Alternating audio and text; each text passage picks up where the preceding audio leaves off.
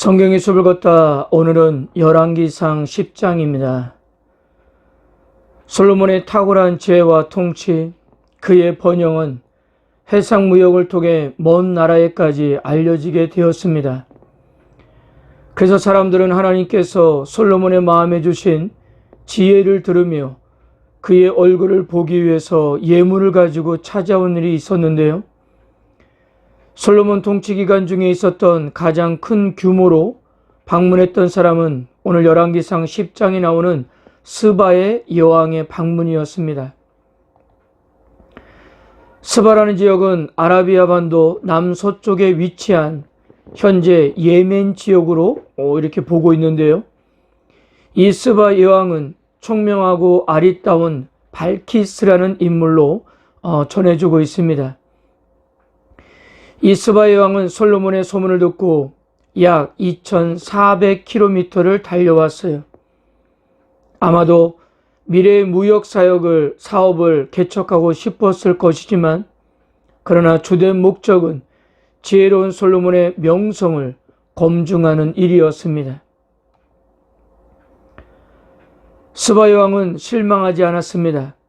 솔로몬은 그의 예상을 뛰어넘었기 때문이에요. 그녀는 크게 감동을 받으면서 이렇게 말했습니다. 9절입니다. 당신의 하나님 여호와를 송축할지어다. 여호와께서 당신을 기뻐하사 이스라엘 왕위에 올리셨고 여호와께서 영원히 이스라엘을 사랑하심으로 당신을 세워 왕으로 삼아 정의와 공의를 행하게 하셨도다 하고. 이 스바 여왕의 발언에는 솔로몬이 반드시 기억해야 할 것이 있었습니다.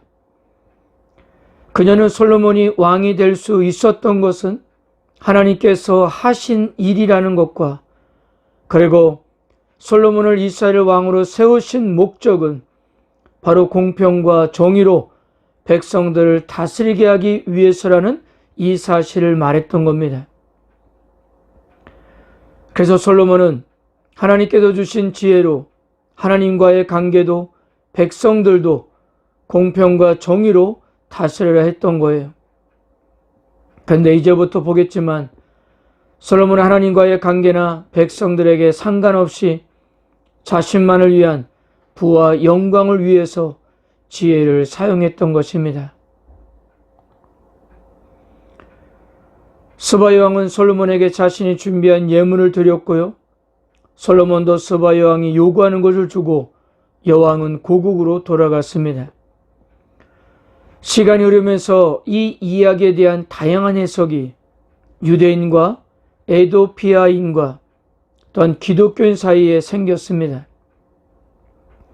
한 유대 전설에 의하면 여왕은 솔로몬의 아들을 낳았으며 이것이 여왕의 궁극적인 목적이었다고 했습니다.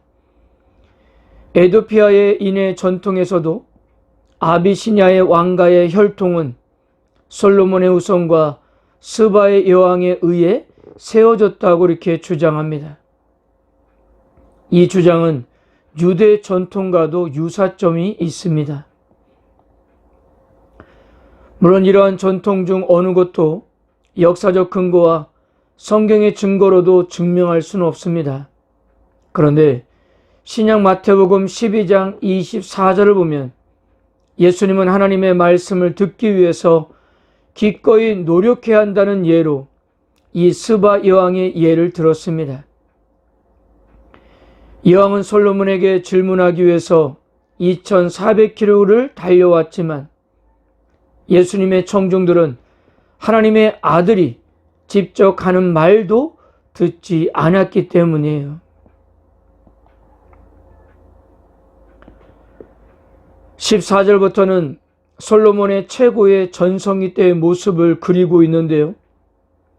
솔로몬은 이스라엘을 경제적으로 강성케 하고 군사적으로 완벽하게 안정시킨 성공한 왕의 모습이었습니다. 성경 기자는 이 이야기를 소개하면서 금을 최소한 10차례나 언급하면서 솔로몬의 부를 다시 한번 부각시키고 있었습니다. 매년 기본적으로 들어오는 세금이 금 666달란트였어요. 즉 25톤이었습니다. 그 외에도 조공과 조세를 받았고 해상 무역을 통해서 많은 금을 얻었습니다. 그렇다면 성도 여러분, 솔로몬이 이 모은 금을 어떻게 사용했을까요? 먼저 솔로몬은 그 금으로 큰 방패 200개와 작은 방패 300개를 만들었습니다. 사실 방패는 전쟁 무기여서 단단한 철이나 노수로 만들어야 했어요. 그러므로 금 방패는 전쟁용이 아니라 과시용이었던 거죠. 그리고 금을 가지고 자신의 궁을 장식하고 상하로 큰 보좌를 만들어서 금으로 입혔고요. 자신의 궁에서 사용되는 기구들과 그릇들을 모두 금으로 만들었습니다. 그의 왕국에서의 은은 돌같이 흔해서 귀히 여기지 않았고요. 은으로는 어느 것도 만들지 않았습니다. 그리고요, 솔로몬은 병거와 마병을 중심으로 강력한 군대를 만들었습니다. 이러한 병력을 만들기 위해서 애굽에서 많은 말을 수입해 왔습니다. 이처럼 솔로몬의 전성기 때의 모습은 정말 어마어마한 부와 힘을 가지고 있었습니다. 사랑하는 성도 여러분, 여러분들은 이러한 솔로몬의 모습이 어떻게 보이십니까? 그저 이 모든 것이 하나님의 축복으로 보이십니까? 정말 하나님의 축복으로 솔로몬이 인간이 오를 수 있는 최고의 위치까지 올라갈 수 있었던 것일까요? 그런데 성경은 여기에 대해서 결코 긍정적으로 평가하지 않는다는 점입니다. 구약 성경의 역사서들은 대부분 신명기 역사관의 관점에 의해서 기록되었어요. 그래서 성경은 사람이 얼마나 성공했는가, 그 사람의 업적이 무엇인가를 평가하지 않는다는 거죠.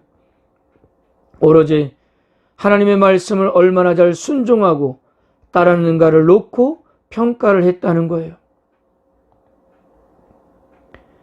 이런 면에서 이미 우리가 여러 번 언급을 했지만요, 신명기 17장 16절에서 19절을 보면 왕으로서 절대 하지 말아야 할 세 가지와 왕이라면 반드시 해야 할 일을 명시해 놓았습니다.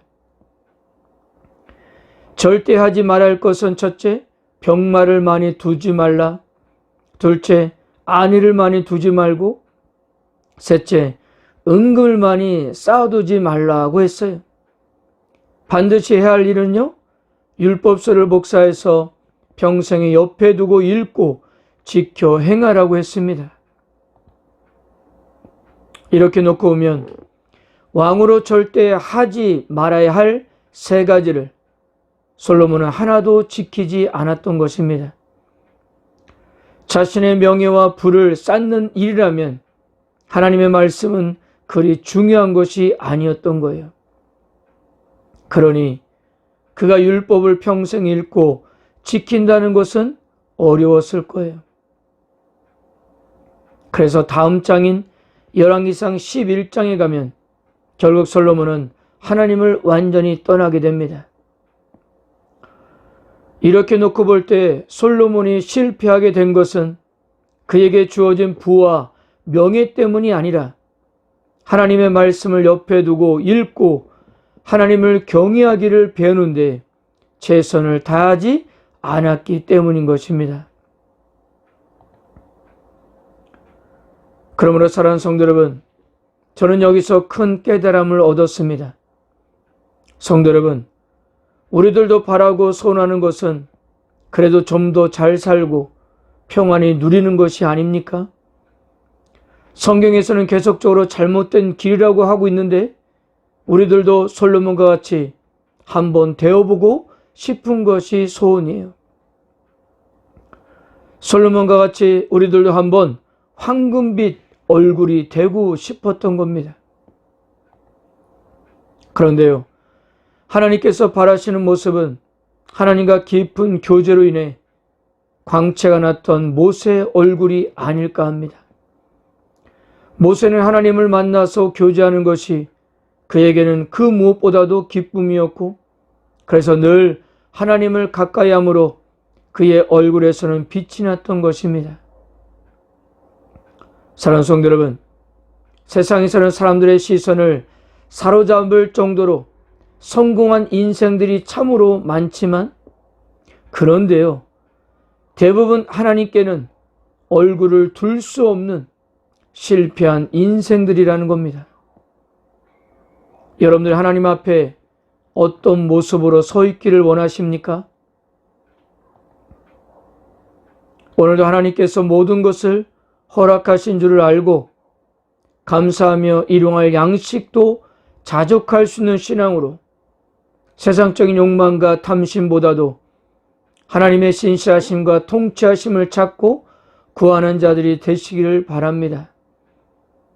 오늘도 우리가 세상적으로는 내세울 것이 없다 하더라도, 그러나 우리들만이 하나님 앞에 얼굴을 들 수 있는 자라는 사실을 깨닫고 기쁨과 소망으로 살아가는 하루가 되시기를 바랍니다. 아멘.